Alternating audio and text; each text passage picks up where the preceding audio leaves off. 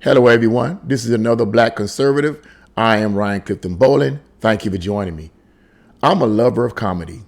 It's not my favorite genre. My favorite genre is horror movies. And I know somebody, I'm not going to get into that. My favorite genre is horror movies. Accept it. It is what it is. But one of my favorite genres in the film industry is comedy. I love a good comedy movie, especially from the 80s. That was the most influential decade for me in my life. I love stand-up comedians that are really actually funny. Dave Chappelle, Richard Pryor, the late Robin Williams, Eddie Murphy, Martin Lawrence. I mean, all these people and their TV shows. People, like Martin. Martin used to just. I could not take the comedy show Martin. I couldn't take it. In the 90s, I couldn't take it. It was so funny. It was so funny. It was gut busting funny. Loved it. But and I understand too that comedians sometimes will say things that are offensive to people. But as I was talking to one of my employees yesterday at work on my lunch break, actually it was my boss that we were talking, and we were going back and forth on the whole comedy thing. And I said, it's not what I think he said. It's not real comedy if you don't get offended. And I said, I totally agree. To some extent, I agree. It's not real comedy if you don't get offended. Just about every comedian I know or I've heard offended someone or said something that they didn't like. People usually got over it and they went on about their business. But we're living in an atmosphere right now where that's just not the case. Now, whether you want to call these people snowflakes or not, in my opinion, they are. Anytime you can run up on the stage and slap someone, or anytime, and that's a whole nother bowl of Cheerios, or anytime you can bum rush somebody on the stage or whatever the case may be, that shows a lack of not only lack of self-control, but a lack of being able to take a joke and move on. That's the atmosphere we're living in right now. I don't want to get too far into this. I'm going to get into it after I finish reading this article. But case in point with the young man that decided to bum rush Dave Chappelle in his comedy act, some weeks ago. Now, what I've come to find out is that this young man gave the reason why he bum rushed Dave Chappelle.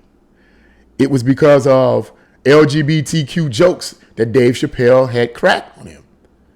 So he decided to bum rush Dave Chappelle. So let's get into this article, and then I'm going to give you my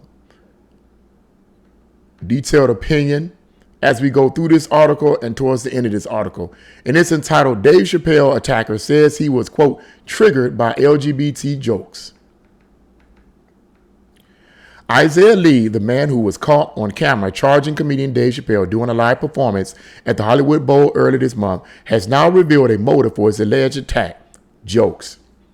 Speaking with the New York Post, Lee not only revealed that he identifies as bisexual, but that he decided to charge Dave Chappelle due to his triggering jokes that some in the LGBT community have found offensive. See, there you go.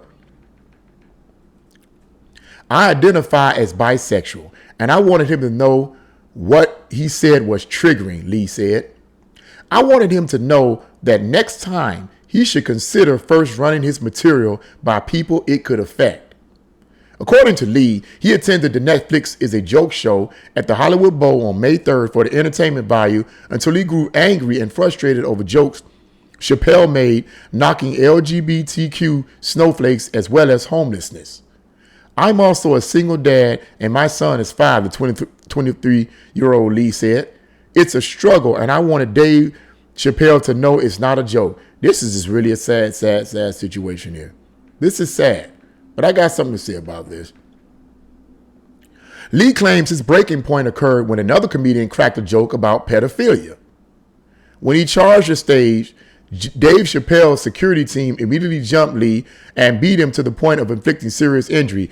And I wanted to say something about this other paragraph here, where it says Lee claimed his breaking point occurred when another comedian cracked a joke about pedophilia.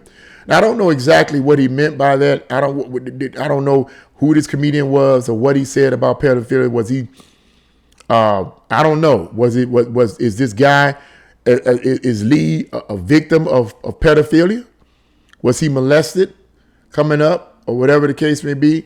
I don't know. I mean, maybe that was what it was, and that could be considered tasteless. But like I said, people are just so sensitive now, and I think it's being fostered by our society. But I'll get into that a little bit later. The article goes on to say, upon his arrest, police discovered that Lee had been armed with a replica handgun with a retractable knife inside. Lee had claimed he carried the weapon for self-defense purposes and that he never meant to kill Chappelle that night. Really? He probably didn't. He probably didn't mean to do anything to Chappelle, but whatever. Though he has not been charged with the felony for the Chappelle assault, something that comedian's legal team has strongly criticized, Lee was charged with an attempted murder this past Friday for allegedly attempting to stab his roommate in December of last year. Now, what's crazy about this is that this happened in December of last year, and they're just not charging him with this. Really? They just found out about it? But here goes to show you, before I go further and complete this article, to show you the deadly intent of this individual from the beginning. Even though he claims he wasn't intending to use this weapon on Dave, this man already had a dark heart before then, because this happened in December of last year, this stabbing attempt. So he already had a dark heart from the beginning. See, knives don't kill people, guns don't kill people, people kill people because of their dark heart. The attack on Dave Chappelle came weeks after actor Will Smith rushed the stage during the Oscar telecast and slapped comedian Chris Rock for cracking a joke about his wife's haircut. Comedians have since said Smith set the precedent, which he did, for hecklers to attack comedians whose jokes abruptly trigger them. I thought that opened the floodgates. Howie Mandel said. We're already, as comedians, being attacked as far as being counseled for something that you don't, saying something for something you don't like, something that you find offensive, something that you think is too soon. You saw what happened at the Academy Awards, and I thought that just triggers violence. And I think this is the beginning of the end for comedy, Mandel added. And that's the end of that article right there. So I just want to get right up into it from this point. This is a sad, sad case, and I hate it that this even happened, but myself and other YouTube commentators have said the same thing, that what Will Smith did was open the floodgate, and especially since he's not been charged for this. I mean, yeah, he suffered 10 years barred from the Academy, 10 years and all that kind of stuff, but they didn't arrest him or anything like that because he's probably still a cash cow. And the industry is not going to arrest a cash cow, because after this brush is over, he'll be back in movies making millions upon millions of dollars. Regular people like you and I, we going to jail. But nevertheless, most commentators have agreed that his actions opened the floodgate for this kind of behavior. Let me share something with you that's really comical. I mean, this is hilarious to me. I actually had to share this TikTok video. I love TikTok videos. I can sit up on watch TikTok videos for like several hours at a time and never get tired. These TikTok videos have me rolling. It was this one particular TikTok video where there was this impromptu comedy sketch, small little venue. I don't remember. It was in Detroit. Small little venue. A comedian was on stage. Heavyset African-American comedian was on stage. And before I go any further, I don't know whether or not this incident was staged or not, but it seems like it wasn't. Anyway, this comedian was on stage. He's cracking jokes, and someone with a camera with their phone is filming this. So a guy behind starts heckling the comedian.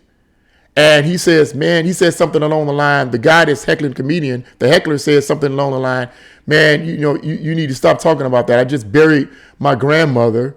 She just died. I just buried my grandmother.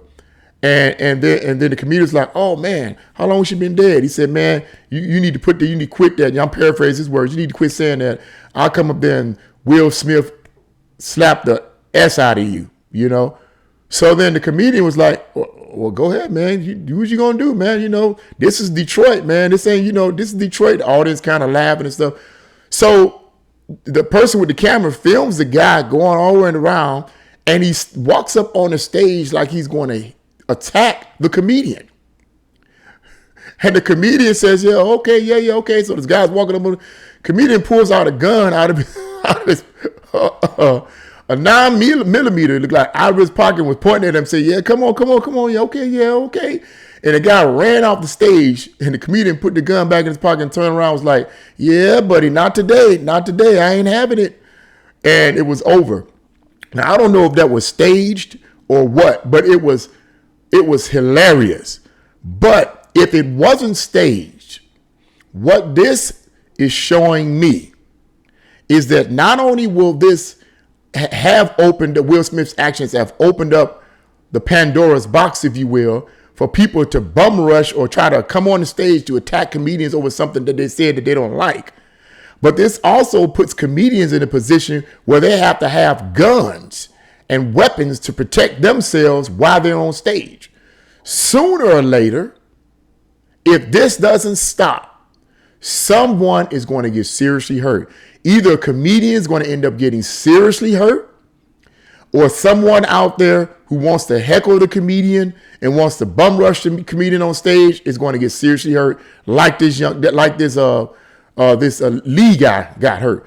I saw a picture of him. His arm was bent, as one person said. Anthony Brown Logan said his arm looked like a chicken wing. It was all when they showed pictures of him, and I'm pretty sure you all seen that man looked like his arm was bent. It was like bent up this way.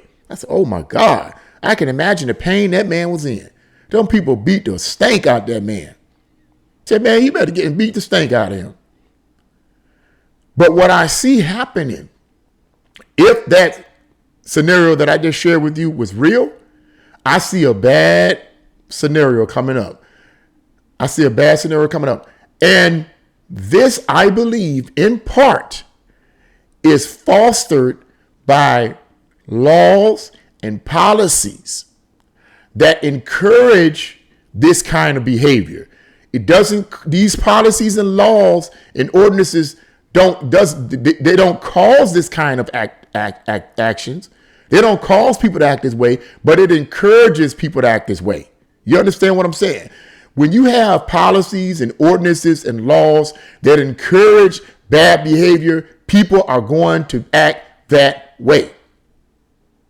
That's one of the reasons why we have laws. Laws do not prevent people from having bad intentions in their hearts.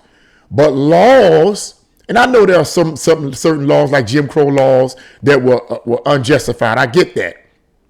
But I'm talking about, for the most part, laws were created and are created to restrain bad behavior. The right kind of laws are created to restrain bad behavior so that the bad behavior won't be as bad as it could be. But when you have laws and ordinances and policies that are soft on bad behavior, what are you going to get? Stuff like this. This kind of action. When you don't hold people accountable, regardless of their position and status in life, and you don't hold people accountable for acts of breaking the law, this is what you're going to get. So sooner or later, hopefully it doesn't happen.